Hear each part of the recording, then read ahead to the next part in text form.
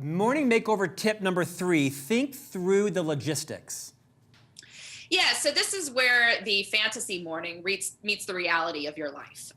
Because it's easy to sort of talk ourselves out of having any morning fun or enjoyment because there's certain circumstances of our life that make it difficult. And I get this, I like to run outside, for instance, and yet, the mornings where I was home with my kids by myself, like it was going to be pretty difficult to go run outside until I could get another adult over to watch them, right? I mean, that's the reality. I'm not going to, have a jog stroller with like 3 people in it. So, I mean, you could, but it'd be difficult.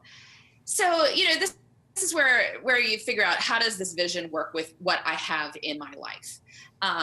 And so, maybe it's that you want to run some mornings, and there are times you could run outside when you do have another adult who could watch your kids. But maybe in the early morning you get a treadmill, from somebody's yard sale that they're trying to unload it cheap, and you put it in your basement, and then you get to run with that. And it's not quite the same as running outside, but it's at least something you can have.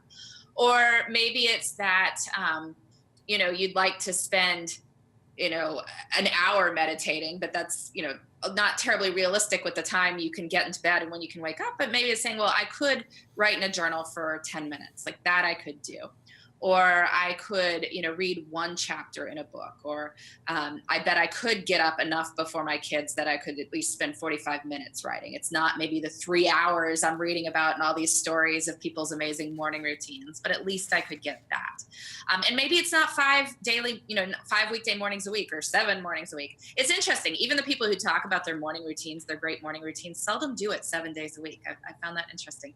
But maybe it's not 5. Maybe it's that you could do this 2 mornings a week, that would work for your life, and the other 3 it doesn't, but that's okay, right? It's just about doing something that matters to us repeatedly during this time when we have the most energy and discipline and focus.